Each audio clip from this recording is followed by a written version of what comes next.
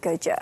Nah, kita kembali ke studio pada pagi ini untuk kita bercakap berkenaan dengan topik yang seterusnya, iaitu Air Randau yang mengangkat aspirasi dan memperkasa komuniti. Kami bawakan seorang tetamu di studio. Saya perkenalkan terlebih dahulu, iaitu Dr. Yasmin Yaakob selaku pensyarah kanan Fakulti Kemanusiaan, Pengurusan dan Sains UPM Kampus Bintulu. Assalamualaikum, selamat pagi Dr. Yasmin. Waalaikumsalam. Okey, terima kasih bersama kami hari ini di studio.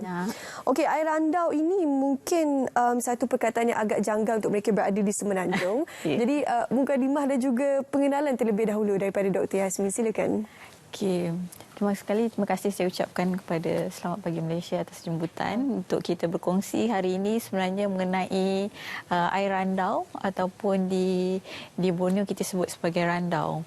Dan sebenarnya inisiatif randau yang dibawakan oleh Fakulti Kemanusiaan, Pengurusan dan Sains UPM Kampus Bintulu yang kita bawakan sebagai satu platform ataupun intelektual perbincangan yang kita adaptasi. Sebenarnya randau ni daripada bahasa Iban. Bahasa Iban yang bermaksud kita bertukar cerita, kita bertukar pandangan, platform untuk kita bersembang, platform untuk mendapatkan satu input tentang isu-isu semasa, contohnya. So jadi Fakulti Kemanusiaan, Pengurusan dan Sains kita membawakan inisiatif randau ataupun air randau ini kepada komuniti-komuniti bukan sahaja di Sarawak tapi di seluruh Malaysia dan juga di peringkat antarabangsa. Dan bila kita mengadakan ataupun inisiatif air randau ni sebenarnya dia punya metafora lah yang kita createkan supaya dia segar dan menjadi ingatan di masyarakat. Air ni air kita lah kan, air saya, dan air ini juga adalah international, antarabangsa. So jadi kita menyediakan randau, kita menyediakan platform yang disediakan oleh UPM Kampus Bintulu. So itu adalah sedikit sebanyaklah. Dan bila platform ini disediakan oleh UPM Kampus Bintulu untuk sebenarnya kita mendokumentasikan satu input yang boleh dijadikan rujukan oleh pelbagai pihak dalam kita nak membangunkan sesuai dengan fasa ataupun sesuai dengan pendekatan kesejahteraan dan juga kemampanan masyarakat dan juga komuniti dari segi dalam Malaysia Madani pada masa sekarang. Okey, apa sebenarnya topik-topik yang diangkat sewaktu Air Randau ini berlangsung sebenarnya? Ia berkaitan dengan kemasyarakatan, tapi secara khususnya apa topik yang dibincangkan dalam simposium ini? Untuk makluman, Air Randau 2023 sebenarnya kita baru saja berlangsung pada 28 Februari 2023 baru-baru ini di Pusat Belia Antarabangsa Kementerian Belia dan Sukan.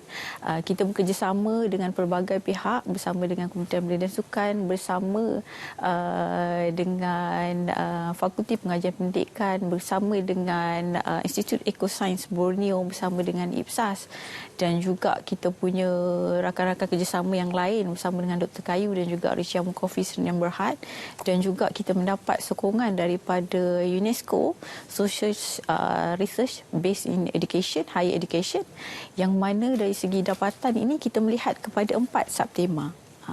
Dari segi social science, kemudian dari segi ESG, environmental, social and governance, kemudian dari segi ekonomi dan juga pengurusan, dan juga perkongsian mengenai kajian mengenai pendidikan dan juga mengenai input dalam bidang sains dan teknologi. Dan kita lihat masa Air Randau 2023 baru-baru ini banyak input, banyak aspirasi dan juga banyak dapatan yang telah dikongsikan, terutamanya dari segi pendidikan kepada komuniti, dari segi kelestarian, dari segi contohnya keusahawanan sosial. Dan juga contohnya banyak perkara, kemudian dari segi kesepaduan kepada masyarakat contohnya yang kita angkat. Dan kita lihat dalam Air Randau baru-baru ini yang telah dilaksanakan, kita banyak mendapat input dari segi kepimpinan, contohnya kepimpinan kepada komuniti. Kita tengah membincangkan dengan berbagai isu dari segi nilai-nilai murni dalam masyarakat kan, dalam masyarakat Madani, dari segi kelestarian masyarakat, bagaimana kita nak membangunkan, bagaimana kita nak membina satu ataupun kita nak mengangkat satu kesejahteraan dalam masyarakat dalam pelbagai bidang, contohnya dari segi pelancongan itu sendiri, kemudian dari segi budaya, sebab kita tahu di Sarawak ni kita banyak keunikannya, especially dari segi budaya dan sebagainya. Dan dalam juga antara yang boleh saya kongsikan dalam Airanda 2023, kita ada memperlihatkan dari segi keusahawanan kepada masyarakat, bagaimana nak membangunkan kepada komuniti bukan sahaja di Borneo, tetapi di sini juga dalam pelbagai area yang mana saya lihat ataupun saya dari segi input yang telah dihasilkan ini, tujuannya adalah untuk membangunkan komuniti, untuk meningkatkan kualiti hidup masyarakat kita bukan sahaja di Sarawak, di Malaysia, tapi di peringkat antarabangsa. Sebab itu kita usaha untuk mengangkat air randau ini ke peringkat antarabangsa dengan melalui pelibatan pelbagai pihak supaya aspirasi yang akan diangkat ini ataupun dapatan yang kita ada ini dapat dikongsikan di peringkat antarabangsa dan dia menjadikan satu keunikan kepada kita di Malaysia. Bagaimana Dr. sendiri melihat dengan penganjuran program seperti air randau ini boleh meningkatkan nama UPMKB dalam konteks sebagai rujukan pendidikan etnik dan juga status sosial dan kajian sosial dan juga sebagainya di sekitar Sarawak? Okay.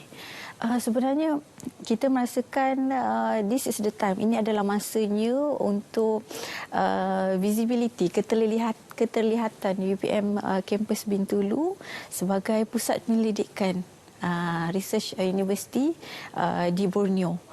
Yang terkemuka di Borneo. Dia jadi melalui air randau ini perkongsian dan juga inisiatif ini kita dapat melihat perkongsian kepada kepakaran, perkongsian kepada pengalaman, kerana di UPM kampus Bintulu kita ada pelbagai bidang yang kita tawarkan, bukan saja dalam bidang sains sosial, tetapi ada juga berkaitan dengan bidang pertanian, perhutanan dan sebagainya. So jadi inisiatif ini adalah untuk melihat keterlihatan UPM kampus Bintulu dalam kita nak berkongsi dari segi input tentang penyelidikan kepada etnik, bila kita, sebab kita tahu di Sarawak kita ada berbagai etnik. So ini adalah masanya untuk kita berkongsi yang dari segi finding yang kita dah ada dan juga untuk mengangkat UPM kampus Bintulu itu sendiri dalam satu platform yang baru, dalam platform yang kita rasa yang bukan mudah untuk kami di UPM kampus Bintulu, sebab kita tahu kalau orang nampak macam Bintulu ni jauh kan. Jauh. So jadinya ini adalah masanya untuk keterlihatan kepada UPM kampus Bintulu dan juga di Fakulti Kemanusiaan, Pengurusan dan Sains ini sendiri, kerana fakulti ini baru lagi ditubuhkan. So jadi visibility ini dan keterlihatan ini sebenarnya dari segi mengangkat kepada UPMKB sesuai dengan pelan merekayasa UPMKB dalam kajian tentang etnik. Fokusnya. Kalau Dr. boleh kongsikan secara ringkas di UPMKB ni apa yang ada di sana? Fakulti apa ada? Tadi Dr. kata bila dengar UPMKB macam jauhnya, tak berminat dan sebagainya kan. Apa sumbangan UPMKB ni setakat ini dalam industri pendidikan dan juga penyelidikan etnik? Okey, dalam dari segi sumbangan UPMKB, saya cerita sikitlah. UPM Kampus Bintulu, singkatannya lah UPMKB kita sebut kan. Kita ada dua fakulti, Fakulti Kemanusiaan, Pengurusan dan Sains, dan kita ada Fakulti Pertanian dan Perhutanan. So jadi di Fakulti Kemanusiaan, Pengurusan dan Sains kita memfokuskan kepada dari segi sains sosial, dari segi penyelidikan kepada etnik. Oleh sebab itu dari segi bidang-bidang yang kita tawarkan Contohnya pada September ini kita akan menawarkan berkaitan dengan bidang pengajian etnik kepada masyarakat. So, jadi saya rasa itu adalah antara perkara-perkara menarik. Selain daripada di PM Campus Bintulu itu sendiri, kita ada berkenaan dengan membangunkan pembangunan komuniti, berkenaan dengan tentang pembangunan manusia itu sendiri, dan kita ada juga di Fakulti Pertanian dan Perhutanan dalam bidang pertanian dan perhutanan dalam bidang agriculture dan sebagainya.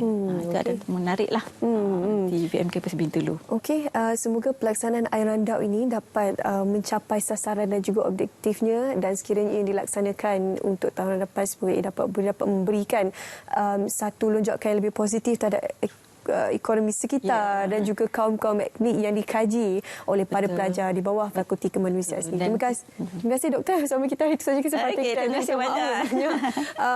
Secara ringkas kami bawakan kepada anda berkenaan dengan program Air Randau, bagaimana ia boleh mengangkat aspirasi dan juga memperkasakan komuniti. Seterusnya kami nak bawa anda ke cerita